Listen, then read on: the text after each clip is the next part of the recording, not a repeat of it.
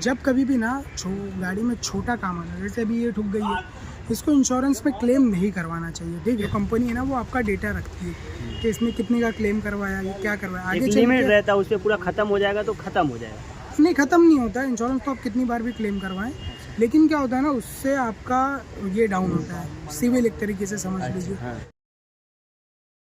So hello everyone, good morning, welcome back to my another video with my channel Daddu blogs. तो लोग कैसे हैं? I hope so एकदम मस्त होंगे, मजे में होंगे। तो आज का ब्लॉग कहाँ से स्टार्ट हो रहा है ये देखो। अपनी Ertiga में बैठा हूँ अपनी गाड़ी में, और आज का जो सीन है कुछ ज़्यादा सैड वाली है, क्योंकि अपने पास जो निजाम भाई के पास जो Ertiga थी दो, तो आप लोगों को जैसा कि मालूम होगा, एक Ertiga तो पहले ही एक्सीडेंट हो गया था, और दूसरी जो वाइट वाली हम लोग जो डिलीवरी लिए थे तो उसका भी एक्सीडेंट हो गया है। ओ सो सैड। जब नई गाड़ी का एक्सीडेंट होता है ना भाई, तो यहाँ पे लगता है बहुत दिल पे, क्योंकि जब कोई गाड़ी लेते हैं नवा तो उसका मजा ही कुछ अलग होता है, और उसमें जब स्क्रैच आ जाए तो इतना दर्द होता है ना, क्या बताऊं। और वो ठुक जाए तो कितना दर्द होता है, वो समझ आओ एक ऑनर के लिए जो गाड़ी परचेज करते हैं उसके लिए। तो आज इसी पे बात करने वाले हैं। और बहुत दिन से मेरा ब्लॉग नहीं आ रहा था, 10-12 दिन हो गया मेरा ब्लॉग नहीं आ रहा था। इसका कोई प्रॉब्लम है, कोई वजह है, एक वजह है जो आप लोगों के साथ बहुत जल्द शेयर करने वाला हूं मैं। चलिए आप लोगों को मैं दिखाता हूं। सबसे पहले दिखाता हूं अपनी व्हाइट वाली Ertiga को, जो आगे से एक्सीडेंट हो गया नई वाली। तो बहुत ही दुख भरी कहानी अभी सुनाएंगे निजाम भाई, वो ऑनर है। अगर उनके गाड़ी में कुछ एक्सीडेंट हुआ तो कितना दुख होता है। तो वो भी अब परचेज करेंगे। काफी गर्मी है क्योंकि इसकी AC वगैरह चालू नहीं है, मैं बस बंद गाड़ी में आके बैठ के वीडियो बना रहा हूँ। तो चलिए तो दोनों को बताएंगे, दोनों को कंपेरिजन बताएंगे कि अगर क्लेम नहीं होता तो कितना पैसा खर्चा होता, अभी क्लेम होगा तो कितना पैसा खर्चा होगा। तो चलिए फटाफट देखते हैं कितना टूटा है और कैसा क्या सीन है। चलिए और निजाम भाई से भी बात करते हैं। तो मैं आ गया हूँ व्हाइट वाली Ertiga के पास, तो जैसा कि देख सकते हैं। तो चलिए विदाउट टाइम वेस्ट किए हुए सबसे पहले जाते हैं सीधा पॉइंट पे। तो यहाँ से पहले आप लोगों को दिखा देता हूँ। ये देखो, ये रही अपनी Ertiga, और आप गेस करो कहाँ पे एक्सीडेंट हुआ है। और आप लोगों को थोड़ा बहुत तो दिख रहा होगा पूरा, जब गाड़ी दिख रही है तो यह आप लोगों को मैं दिखा दूँ। तो ये रही अपनी एक्सीडेंट की सीन। ऐसा कुछ हो गया है फ्रंट में, और ये देखो ऐसा पूरा प्लास्टिक टूट गया है। अरे माँ कसम। और नीचे से भी ये भी बैन हो गया है। चेकआउट मारा दूँ तो ये देखो नीचे से ये देखो, ये सब भी टूट गया है। और ये वाली भी खास मतलब टूटी है। तो कुछ ऐसा सीन है। और ये देखो उधर कुत्ता भौंक रहा है। तो यही रही अपनी एक्सीडेंट में, यही पूरा सीन हो गया था। तो बाकी डिटेल्स कैसे एक्सीडेंट हुआ था और कैसे क्या सीन हुआ तो निजाम भाई बताएंगे। आपको लोगों को मेन पॉइंट बताते हैं। तो यही रही अपनी टूटी थी, और बाकी पीछे से भी दिखा देता हूँ। तो ये देखो आप लोग, अब जब नंबर आप लोगों को जब थोड़ा नॉलेज होगा तो नंबर देख के समझ सकते हैं कितना दिन पहले गाड़ी शोरूम से आई थी। और आगे ये देखो, ये टूट गई है, ये इसमें स्क्रैच आ गया है, और बाकी यहाँ पे थोड़ा पचक गया है। ये देखो बाकी यहाँ पे थोड़ा पचक गया है, यहाँ पे आप लोगों को दिख रहा होगा निशान। तो यही कुछ ऐसा सीन हुआ है। तो वाइट वाली Ertiga को तो देख लिए, और चलिए मैं दिखाता हूँ ब्लू वाली Ertiga का। ब्लू वाली Ertiga तो आप लोगों ने देखा होगा इससे पहले वाली ब्लॉग में, लेकिन ये वाली ब्लॉग में भी कंपेरिजन के लिए मैं बताया क्या ऐसा सीन वाली, क्योंकि इसमें मैं ये बताने वाला हूँ, इसीलिए मैं इसका अभी पिक दिखा रहा हूँ। ये देखो ब्लू वाली Ertiga का ऐसा कुछ सीन हो गया। ये देखो आगे का ये लाइट टूट, आगे नहीं है भाई, पीछे, सॉरी ये पीछे का लाइट टूट गया।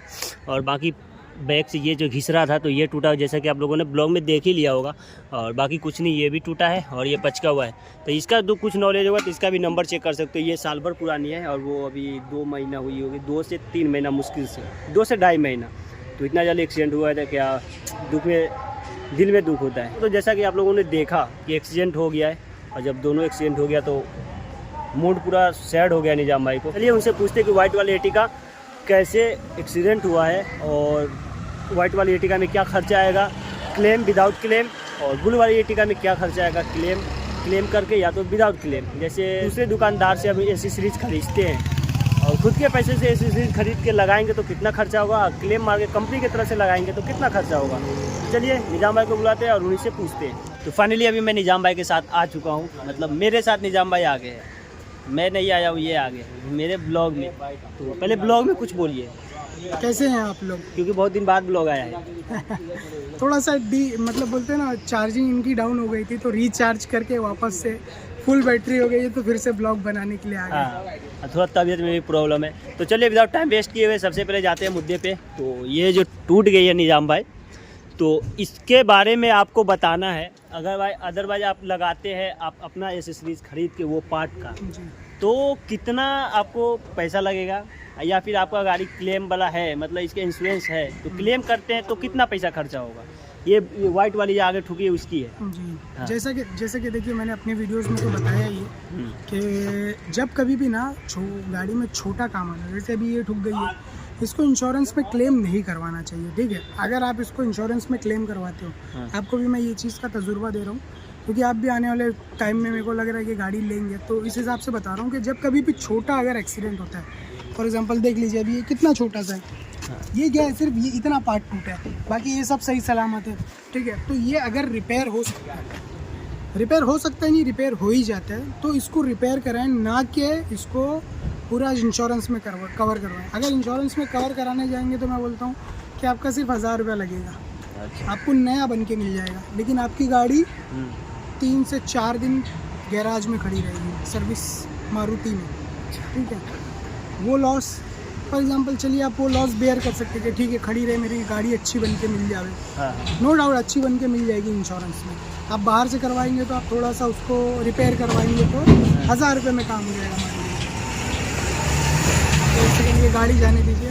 तो लेकिन मसला क्या होगा मालूम है, आप रिपेयर करवाएंगे ना तो आपका 1000 रुपये में हो जा रहा है, लेकिन इंश्योरेंस में आपका कोई ये शो नहीं हो रहा है कि आपने इंश्योरेंस क्लेम करवाया। अगर इंश्योरेंस क्लेम करवाएंगे तो आपका इंश्योरेंस का जो रिपोर्ट होता है वो डाउन हो जाएगा।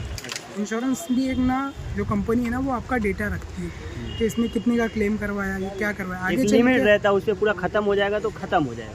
नहीं, ख़त्म नहीं होता है इंश्योरेंस, तो आप कितनी बार भी क्लेम करवाएं, लेकिन क्या होता है ना, उससे आपका ये डाउन होता है, सिविल एक तरीके से समझ लीजिए। कि आप अगर छोटी छोटी चीज़ के लिए क्लेम करवा रहे हैं ना, तो वो देखता है कि भाई ये तो इतनी थी, इंश्योरेंस बना है बड़ी चीज़ों को क्लेम कराने के लिए, ना कि इस चीज़ों को। अच्छा, तो मेरे ऑडियंस सारा चीज़ समझ गए, डिटेलिंग। डायरेक्ट ऑडियंस को ये बताना चाहूँगा कि क्लेम और विदाउट क्लेम खर्चा कितना आने वाला है। वो देखिए, मैंने मतलब एक्चुअल तो निकाला नहीं है, तो मैं आपको एक अंदाज़ा बताऊं। जैसे मैंने पुरानी गाड़ियों में काम करवाया है, तो इस गाड़ी का अगर मैं बाहर से करवाता हूं तो ये 800 से 1000 रुपये में रिपेयर हो जाएगा और नए जैसा ही दिखेगा। थोड़ा सा फ़र्क, एकदम नया नहीं होगा, लेकिन नए जैसा ही हो जाएगा, कोई दिक्कत नहीं आएगी। और इसी को अगर इंश्योरेंस में लेके जाके करवाता हूँ तो इंश्योरेंस में मान लीजिए मोटा मोटा सबसे पहले तो आपको जो भी ये क्लेम का प्रोसीजर होता है, क्लेम फॉर्म भरना पड़ता है, उसका 1000 रुपये से 1100 रुपये भरने को आएगा, और उसके अलावा कोई पैसा नहीं लगेगा। ठीक है, क्योंकि न्यू गाड़ी है और ये अपने को भरने आएगा। वैसे बिल मेरे हिसाब से बनेगा लगभग 7 से 8 हज़ार रुपये का। 7 से 8 जी, ये 10 मतलब हज़ार अपने जेब से इन्वेस्ट उतना ही होने वाला है, क्लेम और विदाउट क्लेम दोनों। हाँ, उतना ही जाने वाला, तो इससे बेहतर है कि क्लेम में ना करवाएं, क्योंकि सिविल भी डाउन होता है, जैसे कि आप लोगों को बताया। क्लेम बना है बड़ी चीज़ों के लिए। आप अगर 1000 रुपये भी नहीं अफोर्ड कर पा रहे तो आप गाड़ी ही ना लें। सबसे बड़ी बात तो ये होगी, पॉइंट वाली बात। हाँ, तो चलिए व्हाइट वाली को तो देख लिया और ब्लैक वाली को देखते हैं, क्योंकि इससे पहले जब मैं ब्लॉग बनाया था, ब्लैक नहीं, ब्लू वाली। अच्छा सॉरी, ब्लू वाली, हाँ ब्लू है, तो ब्लू वाली को मैं मनी नहीं बताया कि कितना खर्चा होने वाला, बस ये बताया कि एक्सीडेंट हो गया। तो चले उनके बारे में कुछ नॉलेज लेते हैं। मैं बता देता हूँ। देखिए, इन जनरल ब्लू वाली गाड़ी तो अभी चली गई, गाड़ी चलने के लिए। हाँ, उसका जो है ना, पीछे का टेल लाइट टूटा है, बम्पर फटा है और डिग्गी बैंड हुई है। हाँ, तो इसका जो है ना 3200 रुपये का पीछे का लाइट आता है। ठीक है, और जो बम्पर है उसकी कीमत मैंने निकाली नहीं है, फिर भी लगभग 4000 के आसपास बम्पर आता है। और डेंट वगैरह कराने में मान लीजिए 1000 रुपये के करीब चले जाएगा। फिर पेंट वगैरह, मतलब सारी चीज़ें मिला जुला के उसमें 10 से 12 हज़ार रुपये का खर्चा है जी। बाकी क्लेम या विदाउट क्लेम? मतलब विदाउट क्लेम की बात कर रहा हूँ। क्लेम में करवाएंगे तो वही 1000 रुपये ही जाएगा, 1100 रुपये जो क्लेम का प्रोसेसिंग फ़ीस होता है, क्योंकि वो भी गाड़ी नई है, दूसरा ही साल चल रहा है उसको। उसका इंश्योरेंस भी फर्स्ट पार्टी, ज़ीरो डेप्रिसिएशन है, सारी चीज़ें कवर अप है उसमें। नट बोल्ट का भी मैंने सारा एड ऑन लिया हुआ है, तो उसमें भी उतना ही जाएगा। लेकिन वो गाड़ी भी लगभग 1 हफ़्ता खड़ी रहेगी। तो 1 हफ़्ता अगर खड़ी रहेगी गाड़ी मेरी, तो मेरे को 10,000 से ज़्यादा का लॉस तो वैसे ही हो जाएगा, ये क्योंकि सही आप लोगों को पता ही है कि वो कमर्शियल गाड़ी है। तो मैं मे बी कि मैं उसको ऐसे ही करवा लूँ, बराबर। तो अभी मैंने करवाया नहीं उसको, ऐसे ही करवा लूँगा, क्योंकि टाइम इज़ मनी हमारे इंडस्ट्री में। टाइम इज अगर- वेरी इंपॉर्टेंट। अगर वो बहुत ज़्यादा खर्चा होता, जैसे लाइक मान लो कि 20,000 30,000 इतने के करीब खर्चा होता, तो मैं इंश्योरेंस को प्रेफर करता, क्योंकि उतना हम नहीं कमाते हैं, बराबर। तो बेटर बना लेते गाड़ी को। तो जैसा कि आप लोगों ने देखा, क्लेम और विदाउट क्लेम में कितना खर्चा होने वाला है दोनों गाड़ी में, और कितना लॉस होने पे, गाड़ी टूटने फूटने पे कितना पे क्लेम करवाना चाहिए और कितना टूटने फूटने पे नहीं करवाना चाहिए। जैसा कि आप लोगों ने निजाम भाई अच्छे से डिटेलिंग बताए, मेरे को उतना नॉलेज है नहीं, इसलिए निजाम भाई से पूछे थे। तो जैसा कि आप लोगों को पूरा समझ में आ गया होगा अच्छे से, तो आज का ब्लॉग में आप लोगों को कुछ ना कुछ तो सीख मिला होगा। अगर सीख मिला हो तो प्लीज़ वीडियो को लाइक कीजिए, वीडियो को शेयर कीजिए, चैनल सब्सक्राइब कीजिए, साथ में बेल आइकन प्रेस भी कर लीजिए। तो मिलते हैं किसी नेक्स्ट धमाकेदार ब्लॉग में, तब तक के लिए बाय बाय, टेक केयर, खुश रहो, खुशियाँ बांटो। अगर खुशियाँ तुम नहीं बांट सकते तो तुम खुद ही खुश रहो। खुदा हाफिज।